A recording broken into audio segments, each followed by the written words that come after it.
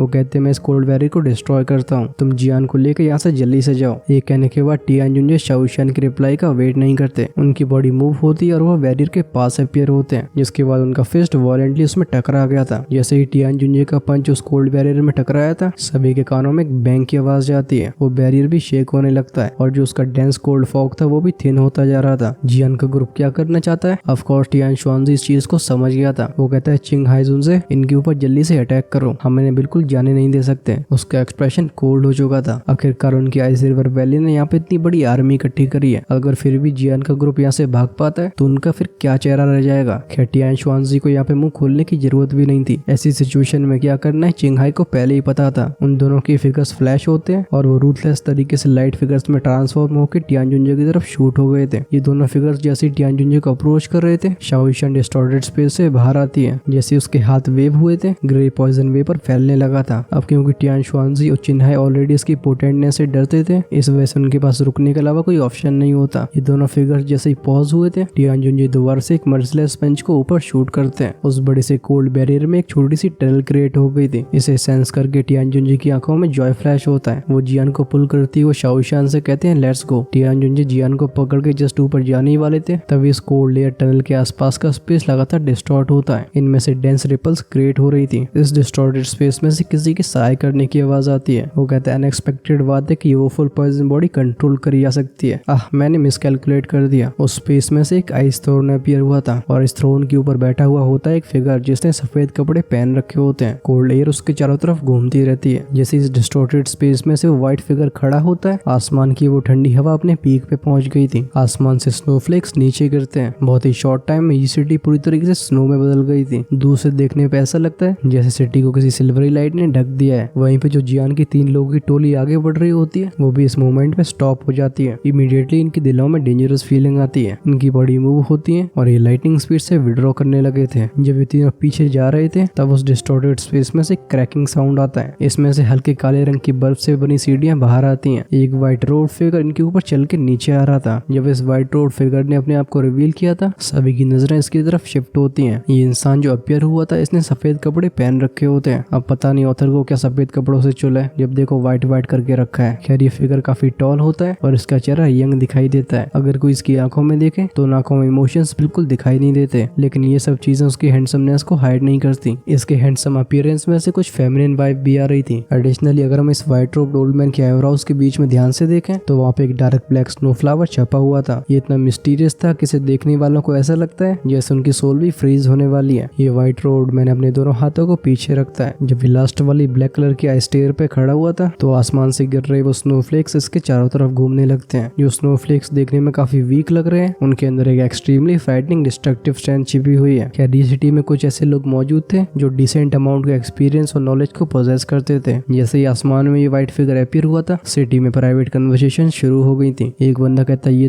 तो ice river valley का valley chief है, इसका नाम है बिंग ही। ये सुन के साइड में खड़ा बंदा टेरिफाइड एक्सप्रेशन के साथ बोलता है हेवंस, ये ओल्ड डीमन एक्चुअली में खुद यहाँ पे आ गया है। इसने वो फुल पॉइजन बॉडी को कैप्चर करने के लिए इतनी ग्रेट फोर्स को तैयार किया है। क्या ये एक्शंस को ज्यादा ही फ्राइटनिंग नहीं है? इस मोमेंट में ये क्लैन के सभी लोग डल हो गए थे। शिंगलैन का एक्सप्रेशन स्पेशली एकदम गैसली वाइट था। उसकी बॉडी लगातार ट्रेम्बल हो रही थी। आइस रिवर वैली का ये वैली चीफ मिडिल रीजन में हर एक इंसान इस नाम को अच्छे से जानता था। यूजुअली ऐसे एक्सपर्ट को देखना बहुत रेयर है। अनएक्सपेक्टेडली ऐसा लेजेंडरी फिगर बस जियान के ग्रुप की वजह से अपीयर हुआ है। टियान शुआनजी की नजरें भी जाती हैं इस व्हाइट रोब्ड फिगर पे जो कि अचानक से यहाँ पे अपीयर हो गया है। तुरंत ही उसके दिल में खुशी फैल जाती है। वो एक रिस्पेक्टफुल आवाज में बोलता है ग्रीटिंग्स वैली चीफ। वो व्हाइट रोड मैन चारों तरफ देखने के बाद बोलता है टियानशी कहाँ गया? ये सुन के टियान शुआनजी एम्बरेस्ड फील कर रहा था। वो सिटी की तरफ पॉइंट करता है जहाँ पे एक बड़ा सा पिट क्रिएट हो गया था। उसके अंदर अनकॉन्शियस टियानशी पड़ा हुआ हुआ था। इस व्हाइट रोब्ड ओल्ड मैन की आंखें फॉलो करती हैं टियान शुआनजी की फिंगर को। उस दिशा की तरफ देखने के बाद ये नोट करता है। उसके चारों तरफ के स्नोफ्लेक्स और भी तेजी से रोटेट करने लगे थे। साइड में खड़ा चिंग हाई भी इस व्हाइट रोब्ड ओल्ड मैन को देख के हाथ कप करता है। वो कहता है ही अनएक्सपेक्टेड बात है कि इवन वैली चीफ बिंग को भी यहाँ पे पर्सनली आना पड़ा। हालांकि चिंग हाई खुद एक दोजन है, लेकिन वो अपने दिल में इस बात को अच्छे से जानता था कि उसके बीच में और आइस रिवर वैली के इस वैली चीफ में एक बहुत ही बड़ा स्ट्रेंथ गैप है। दोजन क्लास के हर एक लेवल में कितना बड़ा गैप होता है इसे कोई ऑर्डिनरी इंसान इमेजिन भी नहीं कर सकता। ये एक तरीके का फिक्स्ड हायरार्किकल सिस्टम होता है। दोजन की एक क्लास को जंप करके दूसरी क्लास में फाइट करना ऐसा बहुत रेयर होता है। और तो और आइस रिवर वैली का ये वैली चीफ चिंग हाई से काफी पहले फेमस रहा है। जब चिंग हाई इस तरीके से हाथ कप करता है तो व्हाइट रोब्ड मैन बस थोड़ा सा नॉड करता है, लेकिन ये देख के चिंग हाई बिल्कुल गुस्सा नहीं होता, वो बस स्माइल करता रहता है। वो कहता है वैली चीफ बिंग, वो इंसान जिसका नाम जियान है, उसे कैप्चर करने के लिए हमारे हॉल चीफ ने बोला है। जब आप उसे कैप्चर कर लो तो हमारे हॉल ऑफ सोल को फेस देते हुए आप उसे हमें सौंप देना। चिंग हाई के इन वर्ड्स को सुन के बिंग जुनजे की आंखों में सरप्राइज फ्लैश होता है। अब उसकी आंखें जब जियान को देखती हैं तो उनमें एक इंटरेस्टेड एक्सप्रेशन आया था। इस इंसान को एक्चुअली में हॉल ऑफ सोल का हॉल चीफ डिमांड कर रहा है। बिंग जुनजे की आंखों में ग्लिंट फ्लैश होता है, लेकिन एक मोमेंट के बाद वो अपने इन विचारों को विड्रॉ कर लेता है। उसने एक बार हॉल ऑफ सोल के हॉल चीफ को देखा था, उसका एग्जिस्टेंस बहुत ही फ्राइटनिंग था। आखिर इस छोटे से लड़के की वजह से उससे दुश्मनी करने की क्या जरूरत है। ये डील सच में काफी खराब है। हॉल ऑफ सोल इतना मिस्टीरियस है कि इवन ये बिंग जुनजे भी उनसे डरता था। बिंग जुनजे की आंखें शिफ्ट होती हैं। एक मोमेंट के बाद ये पॉज होती है शाओशियान के ऊपर। हम उसकी आंखों में एक रेयर हीट को देख सकते हैं। बिंग जुनजे कहता है मुझे बस वो फुल पॉइजन बॉडी चाहिए। इस मोमेंट में ये बिंग जुनजे अपीयर हुआ था। जियान के तीनों का ग्रुप एकदम साथ में आ गया था। उनकी ग्रेव आंखें देख रही होती हैं इस बिंग जुनजे को। हम जियान की आंखों को फ्लैश होते हुए देखते हैं। वो मनी मन में कहता है इस फैलो की स्ट्रेंथ बहुत टेरिफाइंग है। लगता है ये बर्निंग फ्लेम वैली के उस टैंगजेन से बिल्कुल वीक नहीं है। अगर हम अभी उससे फाइट करते हैं तो मुझे लगता है करेंटली शाओशियान भी इसे संभाल नहीं पाएगी। जियान के लिए सिचुएशन बहुत ही डेंजरस हो गई थी। अगर वो इसे अच्छे से रिजॉल्व नहीं करते हैं तो फिर ये सिटी जियान का ग्रेवयार्ड बन सकती है। जियान की आंखें दोबारा से फ्लिकर होती हैं। उसके दिमाग में बहुत सारे थॉट्स आ रहे थे। वो कहता है मेरी बॉडी की थोड़ी सी दूरी की रिकवर हो गई है। अगर सच में मामला क्रिटिकल मोमेंट तक पहुंच जाता है तो फिर मुझे फोर्सफुली फायर एक्सटर्मिनेशन लोटस को यूज करना होगा। लगता है इस कैटास्ट्रोफी से निकलने हमें काफी परेशानी होने वाली है। जब ये सभी आइडियाज जियान के दिमाग में पॉप हो रहे थे, एक आइसी कोल्ड हाथ उसके हाथ को पकड़ता है। साथ ही में जियान के कानों में किसी की विस्परिंग आवाज आती है। वो कहती है जियान मैं इन लोगों को डिले करूंगी, तुम और ओल्ड मिस्टर याओ यहाँ से अपॉर्चुनिटी मिलते ही निकल लेना। ये सुन के जियान की आईब्रोज नीट हो गई थी। लगता है शाओशियान ने भी सेंस कर लिया है कि इस बिंग जुनजे से डील करना काफी डिफिकल्ट है। टियान जुनजे भी हल्के से साय करते हैं। वो भी फाइनली सेंस करते हैं कि सिचुएशन कितनी सीवियर हो गई है। वो कहते हैं अगर हम यहाँ से जाना भी चाहते हैं तब भी यहाँ से जाना बिल्कुल आसान नहीं है। हमारे अपोजिट साइड में 3 दोजन एक्सपर्ट हैं और तो उस बिंग जुनजे की स्ट्रेंथ को हम एस्टिमेट नहीं कर पा रहे। लेकिन लगता है कन्वर्सेशन बिंग जुनजे ने सुनी नहीं थी। उसकी फायरी हीट से भरी निगाहें जाती हैं शाओशियान के ऊपर। वो एक अनयूजुअली जेंटल आवाज में कहता है अगर तुम मेरे साथ चलती हो तो मैं तुम्हें हर्ट नहीं करूंगा। आवाज आती है सपना देखता रहे। लिटिल फेस डॉक्टर का फेस एकदम आइस कोल्ड था। उसके दोनों हाथों में ग्रे कलर का ग्लो फ्लो करता है। इस ग्रेश एनर्जी के अंदर एक डेडली ऑरा था, क्योंकि ये था वो फुल पॉइजन वेपर। जो ये चीज कभी शाओशियान का पेन का कारण बन गई थी, आज वो उसके हाथ में ही सबसे शार्प वेपन बन चुकी है। ये वो फुल पॉइजन वेपर जस्ट इकट्ठा हुआ था तभी एग्लोमरेट होकर बन जाता है पॉइजन एरो। इसमें एमिट होता है एक स्विच साउंड। इसके सामने का स्पेस डिस्टॉर्ट हुआ था और ये एरो गायब हो गया था। बिंग जुनजे के सामने का स्पेस डिस्टॉर्ट होता है। ये पॉइजनस एरो जो कि उसके हार्ट को टारगेट कर रहा था उस खाली स्पेस में से बाहर आता है। लेकिन जब बिंग जुनजे इसे देखता है तो उसके चेहरे पे बस एक स्माइल ही आई थी। वो थोड़ा आगे झुक के गहरी सांस लेता है। जैसे ही उसकी नाक से एक सक्शन फोर्स क्रिएट हुई थी, ये सारा वो फुल पॉइजन वेपर उसकी बॉडी में चला जाता है। जैसे इस वो फुल पॉइजन वेपर ने उसकी बॉडी में एंटर किया था, बिंग जुनजे का चेहरा थोड़ा सा ग्रेश हो जाता है। लेकिन एक मोमेंट के बाद ये ग्रेश कलर पूरी तरीके से डिसअपियर हो गया था। अब उसकी आंखों का वो अनयूजुअल ग्लो और भी डेंस हो जाता है। इस वो फुल पॉइजन वेपर को इनहेल करने के बाद ऐसा लग रहा है जैसे बिंग जुनजे और भी कंफर्टेबल फील कर रहा है। वो कहता है ये तो प्योरेस्ट वो फुल पॉइजन वेपर है। वो एक साय करके बोलता है जितना ये प्योर होगा उतनी ही तुम्हें हासिल करने की मेरी डिजायर बढ़ेगी। एक बार मैं तुम्हें ऑब्टेन कर लेता हूँ तो फिर ये मेरी वो फुल पॉइजन बॉडी सबसे परफेक्ट बॉडी कंस्टिट्यूशन बन जाएगी। इन शब्दों को सुन के जियान की टोली के एक्सप्रेशन चेंज हो गए थे। उनकी शौक से भरी नजरें देखती हैं बिंग जुनजे को। क्या इसके पास भी वो फुल पॉइजन बॉडी है? बिंग जुनजे अपने होठों को लिक करता है। वो शाओशियान की तरफ देख के एक सिनेस्टर आवाज में कहता है वो फुल पॉइजन बॉडी 2 तरीके से डिवाइड करी गई है। इसमें एक होती है नेचुरल और दूसरी होती है आर्टिफिशियल। मेरी वो फुल पॉइजन बॉडी आर्टिफिशियल है, लेकिन खैर इससे कोई फर्क भी नहीं पड़ता। जब तक मैं उसकी वो फुल पॉइजन बॉडी को ऑब्टेन कर लेता हूँ मेरी आर्टिफिशियल बॉडी के सारे डिफेक्ट सही हो जाएंगे। जियान रिलीफ के साथ कहता है अच्छा तो ये आर्टिफिशियल वो फुल पॉइजन बॉडी है। उसने भी सुन रखा था कि आर्टिफिशियल वो फुल पॉइजन बॉडी को बनाना मुमकिन है, बस ये प्रोसेस बहुत डिफिकल्ट होती है और तो और यहाँ पे मरने का भी रिस्क रहता जाता है। और तो और अगर कोई सच में आर्टिफिशियल वोफुल पॉइजन बॉडी को पोजेस कर लेता है तब भी वो कॉन्स्टिट्यूशन एंड में जाके यूजलेस ही होगा। वो लिटिल फेट डॉक्टर की वोफुल पॉइजन बॉडी से कई गुना बेकार है। वो कहता है तभी मैं कहूँ कि ice river valley woeful poison body को क्यों ढूंढ रही है। एक्चुअली में इसका रीजन ये है, बिंग जुनजे अपने आईब्रोज के बीच में छपे ब्लैक फ्लावर को रब करता है। वो हंस के कहता है मैं कुछ ज्यादा ही एक्साइटेड हूँ। बताओ मैंने एक्चुअली में तुम्हें ये सब बता दिया।